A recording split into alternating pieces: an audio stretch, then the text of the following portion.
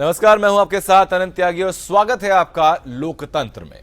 प्रदेश का गन्ना किसान इस वक्त मौत के आंसू रो रहा है। अपनी मेहनत से करोड़ों लोगों का पेट भरने वाला किसान आज करहा रहा है। कभी फसल बर्बादी को लेकर, तो कभी मुआवजे को लेकर, तो कभी गन्ने के मूल्य को लेकर किसान लगातार परेशान रहता है और मजबूरन फिर किसान को सड़क पर उतरना पड़ता है। आधा पेट खाकर दूसरे को पेट भरने वाला किसान अपने हक के लिए आज लड़ता हुआ सड़क पर दिखाई दे रहा है, लेकिन उसकी सुनने वाला कोई नहीं। सरकार और मिल मालिकों के बीच किसान के अरमान पिसकर रह जा रहे हैं। उन अरमानों की तरफ कोई ध्यान नहीं दे रहा। मिल मालिक अपनी दलील देते हैं, सरकार अपने फैसले बनाती है, लेकिन इन दोनों के बीच में किसान की जो आवाज है वो आवाज दब कर रह जाती है और आखिरकार गुस्से में किसान अपनी फसलों की होली जलाने पर मजबूर हो जाते हैं। ना मुआवजा मिलता है और ना ही किसानों को उनकी मेहनत का पैसा। ऐसे में यह सवाल उठना लाजमी हो जाता है कि आखिरकार कब तक किसान मरता रहेगा, कब तक किसानों को अपनी मेहनत के लिए सड़कों पर उतरना पड़ेगा। किसानों की राजनीति करने वाले जो उनको पैरोकार बनते हैं, वो कब तक आखिरकार अपनी राजनीति को चमकाने के लिए, खुद का रसूख बढ़ाने के लिए सिर्फ किसानों का इस्तेमाल ही करते रहेंगे। आखिरकार कब तक किसानों का कल्याण होगा? इन्हीं सवालों के जवाब जानने की कोशिश करेंगे आज लोकतंत्र में।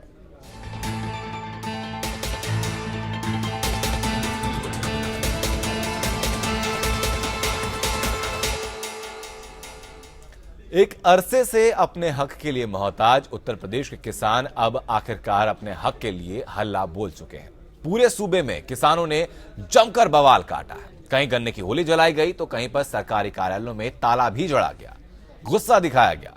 तमाम जिलों में किसान सड़क पर उतरे और अपनी बकाया रकम के लिए आवाज बुलंद की। ऐसे में किसानों के दुख दर्द समझने कर और उसको दूर करने का दावा करने वाली अखिलेश सरकार अब जाकर सवालों के घेरे में खड़ी होती है।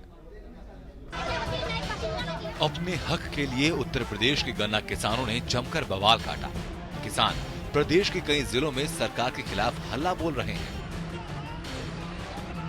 किसानों ने कई जगह सरकारी दफ्तरों में तालाबंदी भी की। किसानों के करोड़ों रुपए गन्ना मिल मालिकों के पास बकाया है। केंद्र की पहल के बावजूद भी किसानों का पैसा नहीं मिल रहा। एक तरफ मौसम की मार, तो दूसरी तरफ फसल की कीमत नहीं मिलने से किसान नाराज है। किसान मर रहा है, लेकिन राजनेताओं को उसके दर्द का एहसास नहीं है। गन्ने के खरीद मूल्य को लेकर भी किसान आंदोलित है। लखनऊ में भारतीय किसान यूनियन के कार्यकर्ताओं ने गन्ना किसानों की समस्याओं को लेकर जिला अधिकारी कार्यालय पर प्रदर्शन किया। सरकार ने जो ओलावृष्टि का जो पेमेंट किया था, हम लोगों को पेमेंट नहीं मिला है और जहां जहां पेमेंट मिला है वहां पारदर्शिता नहीं बरती गई है। इनको मना किया गया, ये नहीं माने। उसके बाद एहतियातन इनको जो है क्या बोलते हैं कि डिटेन किया गया है, इनकी अरेस्टिंग की गई है। इनको पुलिस लाइन भेज रहे हैं, वहाँ पे विधिक कार्रवाई की जाएगी। तो वहीं बदायूं में किसानों ने गन्ना जलाकर विरोध प्रदर्शन किया। किसानों ने गन्ना किसानों की समस्या के समाधान और राशि भुगतान के लिए क्रांति वर्ष बनाने का भी ऐलान किया। गन्ना किसानों को लेकर आंदोलन किया जा रहा है और ये पूरा प्रदेश व्यापी आंदोलन है। ये किसान क्रांति वर्ष के रूप में पूरे वर्ष तक चलेगा। ये अनिश्चितकालीन धरना लग गया है। उधर मुजफ्फरनगर में भारतीय किसान यूनियन ने मोर्चा खोला। गुस्साए किसानों ने जिलाधिकारी कार्यालय को चारों ओर से रस्सियों से बांधकर सील कर दिया। रस्सी तो यो डीएम का कार्यालय में इसलिए सील किया, इस डीएम कार्यालय में सिवा झूठे आश्वासन कुछ है ही नहीं। हम 2 साल हो लिए भुगतान दे दो, पिछला भुगतान अब तक नहीं दिलवा पाए डीएम साहब। बरेली और लखनऊ में भी ये पता चला कि प्रशासन ने उनको गिरफ्तार करा है। भाई उनको छोड़ दे, गिरफ्तार तो पूरा ही प्रदेश है, उनको छोड़ दे। प्रशासन घोषणा करे गन्ने की, समाधान उससे होगा, गिरफ्तार करने से समाधान नहीं होगा। गन्ने से हजारों करोड़ कमाने वाली उत्तर प्रदेश सरकार की सच्चाई ये है कि राज्य के हर गन्ना किसान का औसतन करीब 16,000 रुपया चीनी मिलों पर बकाया है। सरकार ने 2015 को किसान वर्ष घोषित तो किया, लेकिन गन्ना किसान को कुछ नहीं मिला। ऐसे में बड़ा सवाल ये कि जय किसान का नारा लगाने वाली अखिलेश सरकार कब तक गन्ना किसानों को हक दिलाएगी, कब तक किसान हक के लिए सड़क पर उतरते रहेंगे। लखनऊ से अनूप कुमार, बदायूं से पंकज गुप्ता और मुजफ्फरनगर से सचिन जौहरी, एपीएन। रिपोर्ट आपने देखी और उस वक्त काफी अचंभा होता है कि ये वही प्रदेश सरकार है जो कि 2015 को किसान वर्ष घोषित कर चुकी है, लेकिन उसके बावजूद भी किसानों के लिए कोई राहत भरी खबर इस सरकार की तरफ से नहीं आई है। हाईकोर्ट तलब कर चुका है, हाईकोर्ट पूछ चुका है ये चीज कि क्या सिर्फ एफआईआर करने से या फिर आरसी जारी करने से ही किसानों का भला हो जाएगा। इस बात को नकार चुका है हाईकोर्ट की सरकार को कुछ ना कुछ भला करना ही होगा, अपनी तरफ से कुछ नई अच्छी चीजें सरकारों के लिए करना ही होगा। इस वक्त हम चर्चा में आगे बढ़े उससे पहले राकेश टिकैत हमारे साथ फोन लाइन पर जुड़ चुके हैं, जो कि भारतीय किसान यूनियन के अध्यक्ष हैं। राकेश टिकैत साहब, आपसे मैं जानना चाहूंगा कि किसान किन किन परेशानियों का सामना मौजूदा वक्त में कर रहा है और किसान को सरकार से क्या चाहिए, सरकार की तरफ से किस तरह के कदम उठाए जाने चाहिए मौजूदा वक्त में किसानों की परेशानियों को देखते हुए। देखो, किसान का तो हालात ये होगी कि उसका तो नाम ही, किसान का नाम ही परेशान भी हो गया। और ये बहुत मजबूरी में ये कदम उठाना पड़ा, जब प्रदेश सरकार नहीं सुन रही, जब सेंट्रल सरकारें नहीं सुन रही जी, शुगर मिल में नहीं सुन रहे, किसी की खरीद नहीं हो रही, गन्ने की अगर खरीद हो रही है तो उसका भाव उसका नहीं मिल रहा, तो ये हालात पैदा हो गए। आज पूरे प्रदेश में हमारे धरने प्रदर्शन आज रहे हैं, सरकार ने भाव डिक्लेयर नहीं करा, शुगर मिल वाले पैसा नहीं दे रहे, तो किसान इन हालातों में क्या करें, ये सवाल है। मतलब पिछले साल का बकाया है, इस साल का बकाया है, शुगर मिल वाले बेलगाम हो गए पूर्ण रूप से, उन पर कोई अंकुश नहीं रहा, पूरा किसानों को लूट रहे हैं, सरकारों को लूट रहे हैं। जिन सरकार से 6,000 करोड़ रुपया वहां से मिल गया, वो इनका क्या करा जाए। टिकैत साहब, जहां तक मेरी जानकारी है केंद्र सरकार की तरफ से सहायता मुहैया कराई गई थी मिल मालिकों को, कुछ ब्याज भी जो कि किसानों का केंद्र सरकार के ऊपर था वो ब्याज भी माफ किया गया था। उसके बाद आखिरकार कहां पर अड़चन आती है कि मिल मालिक उसके बावजूद भी किसानों का भुगतान नहीं कर रहे? देखो, मिल मालिकों की आदत खराब होगी, उन पर अंकुश नहीं रहा किसी का। वे ये चाहते हैं कि हमारे खिलाफ आंदोलन होगा, सरकारें डरेंगी, वे सरकारों का बेनिफिट ले रहे, यहाँ पे घटतोली करते हैं, किसानों का पैसा नहीं देते। और ज्यादा उस तक आप उनको देखोगे, जैसे उत्तम शुगर मिल वाला है जी, ये जब इसने शुगर फैक्ट्री लगाई, इसके पास में कितनी प्रॉपर्टी थी, आज इसके पास में 4 नोएडा जैसी जगह में 4 इसके शोरूम है, उत्तम टोयोटा के नाम से एजेंसियां की हैं जी। तो राज ग्रुप ने करीब 22,000 करोड़ रुपए का पावर प्लांट लगा लिया ललितपुर में। मतलब ये पूरा पैसा कलेक्शन यहाँ से करते हैं, और इनको ये हो गया कि किसान से बढ़िया कोई रॉ मटेरियल नहीं देता, उनका रॉ मटेरियल ले लो और 1 साल में पैसा दे दो, इससे बढ़िया तो इंडस्ट्रीज कुछ हो ही नहीं सकती। अब हम पूर्ण रूप से सख्त कदम उठाएंगे जी। पहले हम कहते थे कि हम शांतिपूर्ण तरीके से करेंगे, अब हम शुगर फैक्ट्रियों के खिलाफ सख्त कदम उठाएंगे। हमने अभियान ये छेड़ दिया है, हम बताएंगे कैसे भुगतान नहीं देते। इनको दूसरी इंडस्ट्री चलानी होगी, इनको भुगतान करना होगा, नहीं तो इनके दूसरे धंधे भी बंद होंगे। ठीक है राकेश टिकैत साहब, क्या ये तथ्य भी सही है कि जो शुगर मिले, जैसे कि बजाज शुगर मिल की बात कीजिए, शामली शुगर मिल की बात कीजिए, बिरला शुगर मिल की बात कीजिए, तो जितना गन्ने की पेराई इन्होंने किसानों से की है उसके कई गुना इन लोगों ने बैंक से लोन भी लिया है, उसके बावजूद भी किसानों का भुगतान उन्होंने नहीं किया। देखो, उन्होंने लोन उठाया है, ये 6 तरीके से पैसे कमा रहे हैं अब जी। पहला ये है कि गन्ना ये उधार में लेते हैं, उसमें घटतोली करते हैं, उसकी वैरायटी दूसरी वैरायटी दिखा के उसके पैसे कम करते हैं। सरकार आंदोलन से डरती है, उनसे बेनिफिट लेते हैं, स्टेट गवर्नमेंटों से, सेंट्रल गवर्नमेंटों से ये बेनिफिट लेते हैं, बैंकों के किसानों से, बैंकों से ये उनके नाम पे पैसा उठाते हैं। ये 4-5 तरीके से पैसा कलेक्शन कर रहे हैं और दूसरे उद्योग धंधों में अपनों में वहाँ पे पैसा दे रहे हैं। ठीक है, ठीक है साहब, खिलाफ कार्रवाई होगी जी, सरकार करेगी ठीक है, नहीं तो हम करेंगे जी। नहीं, बिल्कुल सही बात है आपकी। अगर इस तरीके की अनियमितताएं पाई जाती हैं तो एक सख्त कदम उठाना मजबूरी किसान की हो जाती है, क्योंकि किसान की लगातार जिस तरीके से हालत बद से बदतर हो जाती है, तो अब किसान का वक्त आ गया कि अपनी आवाज को बुलंद उसको करना ही होगा। इस वक्त तमाम पैनल हमारे साथ जुड़ा हुआ है, टिकैत साहब आप भी हमारे साथ बने रहिएगा। उत्कर्ष सिन्हा साहब हमारे साथ हैं, वरिष्ठ पत्रकार हैं, साथ ही साथ शिवकरण सिंह जो कि राष्ट्रीय सचिव हैं आरएलडी के, वो हमारे साथ जुड़ चुके हैं इस वक्त इस तमाम मसलों पर चर्चा के लिए। उत्कर्ष सिन्हा साहब, आपसे मैं पहले जानना चाहूंगा कि जिस तरीके से प्रदेश में लगातार किसान की हालत खराब होती जाती है, कभी गन्ने की पेमेंट रोक दी जाती है, उससे पहले जो सूखा हुआ था उसकी वजह से किसान की बिल्कुल कमर टूट गई थी, किसान आत्महत्या करने पर मजबूर हो गया था, सरकार की तरफ से योजनाएं की बात कही जाती है, केंद्र सरकार की तरफ से सहायता करने की बात भी कही जाती है, बैंकों से लोन भी लिया जाता है, जो किसानों का ब्याज है मिलों के ऊपर, वो ब्याज भी माफ कराया जाता है। उसके बावजूद भी किसान को मजबूर होना पड़ता है कि वो सड़क पर उतरकर अपने हक के लिए आवाज उठाए। आखिरकार क्या समीकरण में कमी आपको दिखती है कि आखिरकार क्यों ऐसा होता है कि अंत में आकर किसान को ही भुक्तभोगी इन तमाम चीजों का होना पड़ता है? देखिए, बहुत स्पष्ट है इस पूरे खेल में एक तरफ मिल मालिक है और दूसरी तरफ किसान है, और ये बिल्कुल दिखाई दे रहा है कि किसानों की लॉबी मिल मालिकों की लॉबी के आगे कमजोर पड़ गई है, क्योंकि ये वो सरकार है जो इस वक्त उत्तर प्रदेश में समाजवादी पार्टी की सरकार है। मुझे याद है कि पूर्वी उत्तर प्रदेश के रामकोला में गन्ना किसानों के ऊपर गोली चली थी और वहां किसान मारा गया था। वहां पर जाके मुलायम सिंह ने अपनी समाजवादी पार्टी की घोषणा की थी।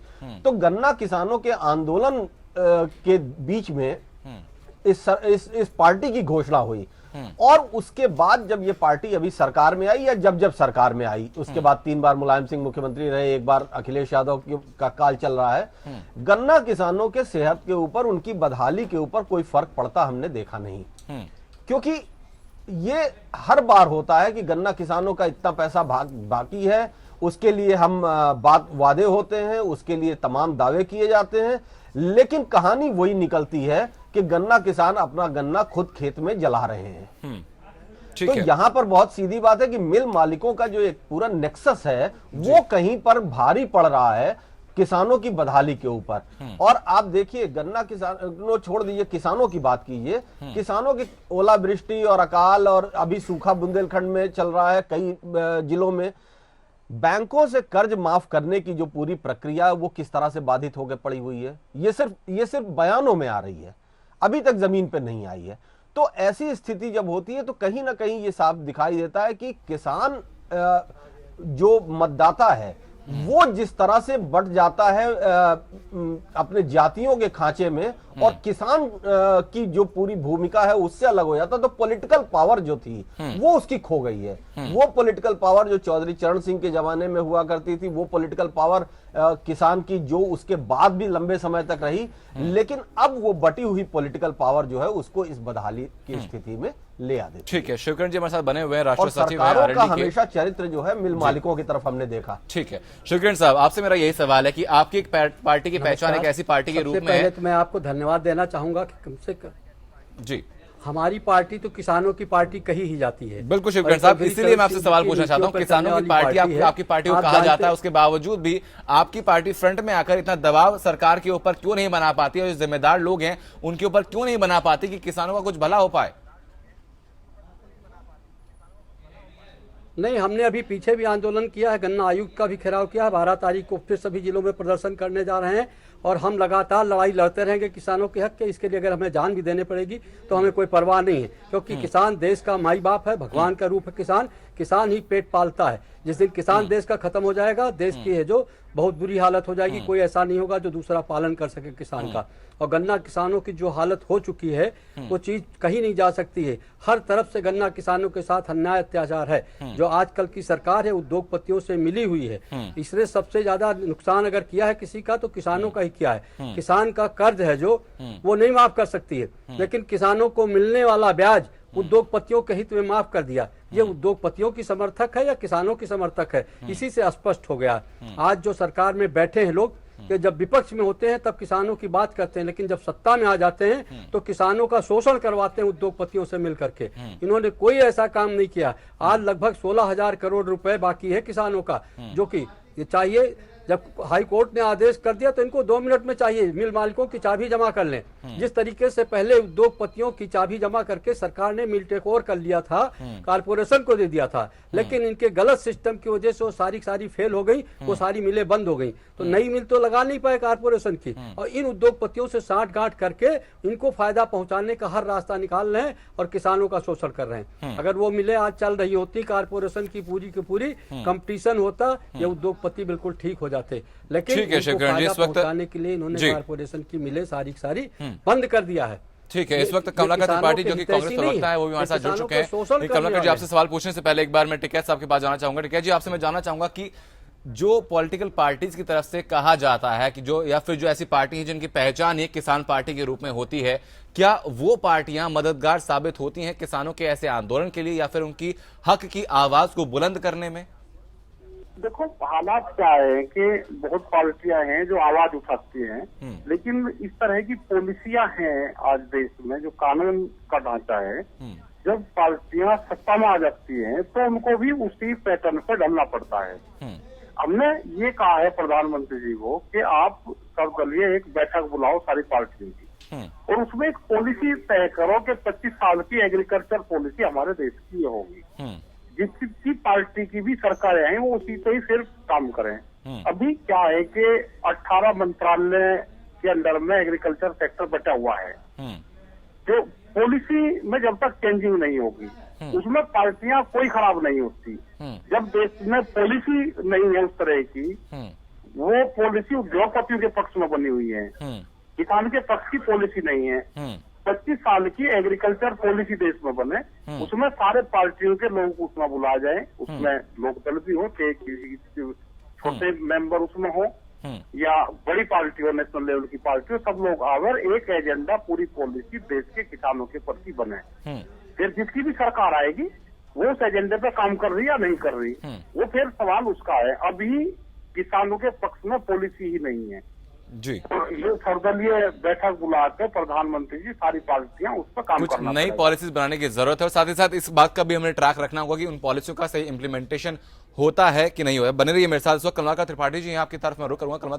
कमलाकर जी, 2010 से अगर 2016 तक की बात की जाए तो एक आंकड़े के मुताबिक लगातार साल दर साल तकरीबन 4000 से 5000 हेक्टेयर का रकबा लगातार गन्ना किसानों का घटता जा रहा है, जिसकी एक बहुत मूलभूत वजह यही है कि ना तो समय पर भुगतान किया जाता है और ना ही कोई ऐसी पॉलिसीज हैं जो कि उनके हक को सुरक्षित रखती हूं। तो क्या आप वजह यहां पर देखते हैं कि क्यों आखिरकार केंद्र सरकार की सजगता के बावजूद, कि केंद्र सरकार दिखाती है, प्रदेश सरकार की सजगता के बावजूद, जो कि प्रदेश सरकार खुद को जय किसान का नारा भी देती है, तो वहीं हाईकोर्ट से भी एक ऑर्डर आता है, हाईकोर्ट भी कहता है कि सिर्फ आरसी जारी करना या सिर्फ एफआईआर दर्ज करना काफी नहीं होगा, किसानों के हक की लड़ाई लड़नी होगी। जब पूरा तंत्र यह कहता दिखता है, उसके बावजूद फिर क्यों किसान को मजबूर यह होना पड़ता है कि आखिरकार उसको सड़क पर उतरना पड़े?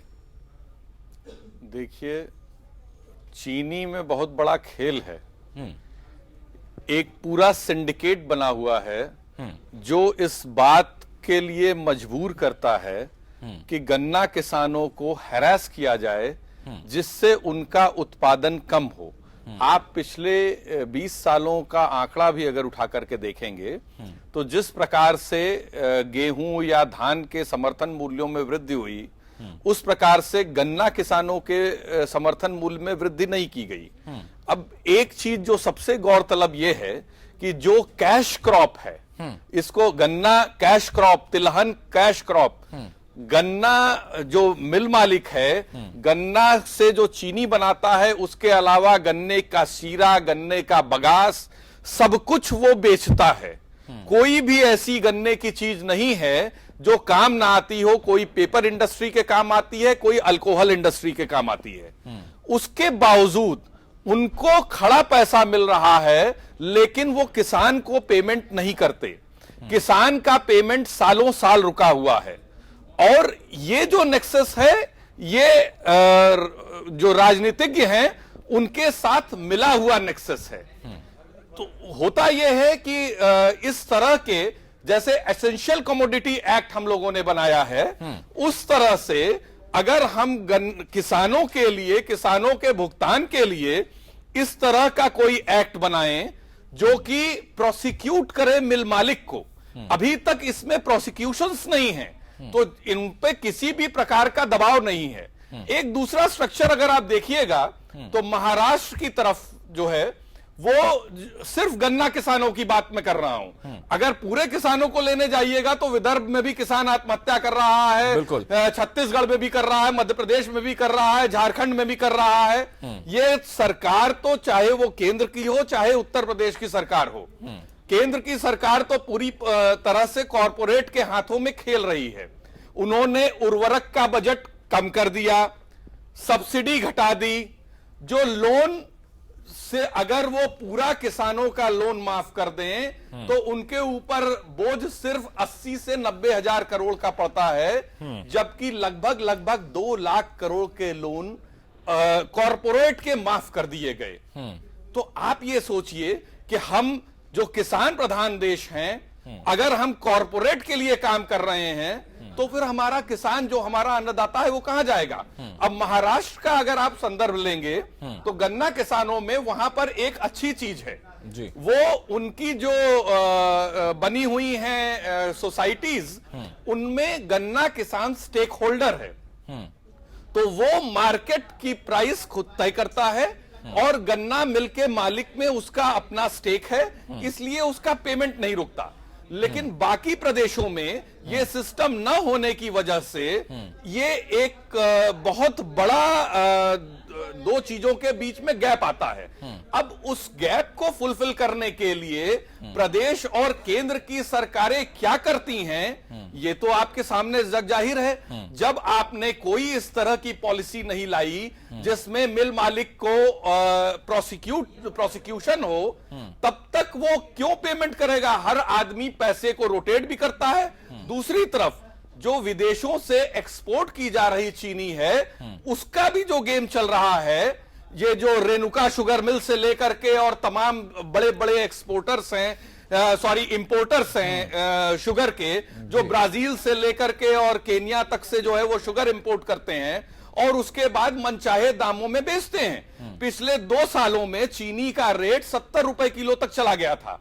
आप ये सोचिए कि जब जिस चीज की इस देश में क्राइसिस हो और इतनी बड़ी मंडी हो, उसके बावजूद गन्ना किसानों का भुगतान न हो, तो इस पर और क्या कहा जा सकता है। बिल्कुल ठीक है कमलाकर जी। टिकैत साहब, आपसे मैं जानना चाहूंगा कि सरकारी मूल्य, जहां तक मेरी जानकारी है, 270 रुपए प्रति क्विंटल के हिसाब से गन्ने की खरीद की जाती है, लेकिन 1 एकड़ में जो लागत जो किसान की आती है वो तकरीबन 14 से 15 हजार रुपए प्रति एकड़ के हिसाब से आती है। अगर खाद को मिलाकर, बीज को मिलाकर, पानी को मिलाकर, जो उसमें तेल जो खर्च होता है या फिर बिजली जो खर्च होती है, इन तमाम चीजों को मिलाकर, तो क्या ये रेट काफी होता है किसान को फायदा पहुंचाने के लिए कि उस रेट में वो अपनी लागत भी निकाल ले, फायदा भी पहुंचा ले, ऊपर से जो केंद्र सरकार की तरफ से 250 रुपए की FRP दी जाती है, इन दोनों को मिलाकर के किसान के लिए जो भुगतान, जो पैसा जो आता है किसान के पास, क्या वो पूरा पड़ता है किसान को?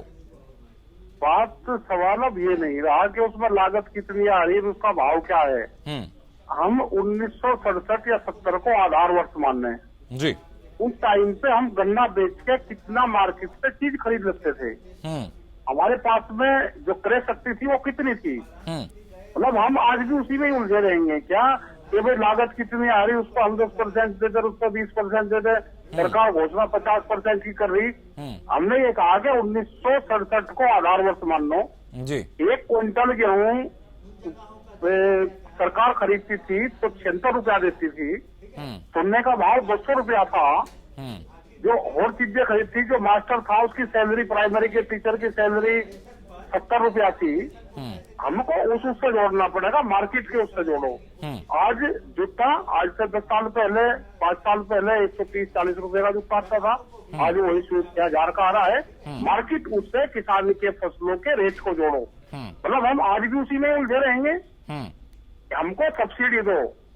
मार्केट में हम 1 क्विंटल गन्ना बेच के, आज से 10 साल पहले क्या चीज खरीद लेते थे, हमें कितना गन्ना बेच कर कितना सोना आता था, आज हम कितना गन्ना बेच कर कितना सोना खरीद सकते हैं। हमको सवाल अब ये है, अब किसान बेवकूफ नहीं रहा। किसानों के साथ में अन्याय होगा तो किसान देश का 2016 में देश में किसान क्रांति होगी। हम उस फार्मूले पे जाएंगे ही नहीं कि लागत कितनी है, हमें मिल कितना रहा। हम ये जाएंगे कि हम 1 क्विंटल गन्ना बेच के आज से 20 साल पहले कितनी चीज खरीदते थे, आज हमको क्या मिल रहा है। हमारा सवाल अब ये है। नहीं, ये बात वही मुनाफे पे आ जाती है। आपका यही है कि आपका मुद्दा यह है कि किसानों को किस हद तक मुनाफा होता है, किसानों को कितना मुनाफा होता है, उस मुनाफे को केंद्र में रखकर आप उसके ऊपर अपनी लड़ाई और अपनी जो मुहिम है वो आप आगे कर रहे हैं। ठीक है, उत्कर्ष सिन्हा साहब, आपसे मैं एक बड़े परिप्रेक्ष्य के तौर पर इसको समझना चाहूंगा कि जो किसान लगातार अब जो मुहिम कह रहा था, कैसा हमारे साथ लगातार जुड़े हुए हैं, उन्होंने साफ तौर पर कहा कि अब से 30 साल पहले या अब से 10 साल पहले जो किसान की हालत थी, अब वो हालत और ज्यादा कमजोर हुई है। जबकि अगर हम अपनी जीडीपी की बात करते हैं, हम अपनी पर कैपिटा इनकम की बात करते हैं, उसमें बढ़ोतरी देखते हैं, तो फिर ये बीच में क्लैश कहां से आ जाता है कि एक तरफ आप बढ़ोतरी की बात करते हैं, लेकिन वहीं जो कृषि वाला देश कहा जाता है, उसका जो अन्नदाता है भारतवर्ष का, वो लगातार दबता जा रहा है। आनंद, देखिए, एक बहुत ये जो कृषि मूल्य निर्धारण का जो पूरा सिस्टम है ना, वो ही अपने आप में बहुत अजीब स्थिति है। कृषि का जो मूल्य निर्धारण किया जाता है और कृषि की जो लागत निर्धारण की जाती है, अगर आप उसके नियमों को देखिए तो उसमें बाकी चीजों को जोड़ते हैं, ह्यूमन रिसोर्स कॉस्ट जोड़ ही नहीं जाती है। मजदूरी मान ली जाती है कि किसान का अपना काम है, जबकि अगर आप किसी दूसरी इंडस्ट्री के भीतर जब कैलकुलेशन करते हैं प्रोडक्शन कॉस्ट का, तो उसमें मजदूर की कीमत भी जोड़ी जाती है। अब आज की स्थिति में राकेश भाई का बिल्कुल ठीक कहना है, आप बीज का, पानी का, खाद का दाम जोड़ लो, ठीक है, लेकिन बात नहीं बनेगी। बात इसलिए नहीं बनेगी क्योंकि जो हमारा श्रम लग रहा है, जो हमारी मजदूरी लग रही है, आज जो मनरेगा आने के बाद जो एक मजदूर की कीमत आई है, अगर उसको जोड़ के कैलकुलेशन आप करें तो कहानी कुछ और बन जाएगी। लेकिन सरकारों ने, कृषि मूल्य निर्धारण आयोगों ने ये हमेशा खेल किया इसके भीतर। और दूसरी बात, कमलाकर जी एक बहुत अच्छी बात कर रहे थे जी कि ये इंपोर्ट लॉबी है। देखिए, ये इंपोर्ट लॉबी जो है वो बड़ा काम करती है, और ये खास तौर से उस दौर के बाद की बात है। राकेश भाई जुड़े हुए हैं, मैं और राकेश भाई साथ साथ इस मसले पर काम किए हुए हैं। जो WTO के भीतर एग्रीकल्चर सेगमेंट को लाने का जो पूरा का पूरा काम हुआ, और जिसका देशव्यापी ही नहीं बल्कि अंतर्राष्ट्रीय स्तर पर बहुत बड़ा विरोध हुआ, और उसमें ये फर्क पड़ा क्योंकि अगर आज आप सप्लाई है, डिमांड और सप्लाई का मामला है, ब्राजील की शुगर अगर सस्ती है और इंपोर्टर आ जाता है उसको लेके, और बावजूद उसके यहाँ की शुगर से वो महंगी है, तो वो क्यों प्रोडक्शन के ऊपर काम करेगा। दूसरी बात, जो ये सब्सिडी पॉलिसी है, इंडस्ट्रीज के लिए तो हम कहते हैं इंसेंटिव, वेवर ऑफ की पॉलिसी करते हैं, और किसान के लिए उसको सब्सिडी या एक अजब किस्म का पैथेटिक टोन में हम उसके लिए बात करते हैं। ये क्यों है, ये फर्क क्यों है? जिस एग्रीकल्चर पॉलिसी की बात राकेश भाई कर रहे थे, मुझे याद है 2004 में स्वामीनाथन आयोग बना था, और स्वामीनाथन आयोग के भीतर गन्ना पूरे देश के किसानों के ऊपर उस 54 पेज की रिपोर्ट में 50 पेज इतनी दर्दनाक स्थिति रखी गई थी, और आखिर के 4 पेज में वही सारे रेमेडीज बताए गए थे जो इन दुर्दशा की जिम्मेदार हैं, कर्जा और ये सब। तो सवाल ये कि वो दृष्टि कहां है सरकारों की, और अगर नहीं है तो मैं तो ये मानता हूं कि गवर्नमेंट, फिर मैं अपनी बात पे आता हूं कि जो लॉबिंग है, जो लॉबिस्ट है, इंडस्ट्री की जो लॉबी है, वो किसानों को दबाने में कामयाब हो जाती है हमारी सरकारों की कमजोरी की वजह से। उत्कर्ष बात घूमकर वहीं पर आती है कि इस वक्त जरूरत इस बात की है कि किसानों के हक की सुरक्षा के लिए नए कानून बनाए जाएं, नए पॉलिसीज बनाए जाएं, ताकि किसानों का जो हक है वो सुरक्षित रखा जा सके। और लगातार जिस तरीके से सामने आ रही हैं बातें कि किसान लगातार अपनी बातों को लेकर, अपनी परेशानियों को लेकर उसी में उलझा रह गया है और अपने काम पर ध्यान नहीं दे पाता, और उसी वजह से लगातार जिस तरह की अनियमितताएं उसके गन्ने के भुगतान में की जाती है, इसी वजह से लगातार साल दर साल गन्ने का रकबा भी लगातार घटता जा रहा है। एक ब्रेक ले रुकेंगे, ब्रेक के बाद चर्चा लगातार जारी है।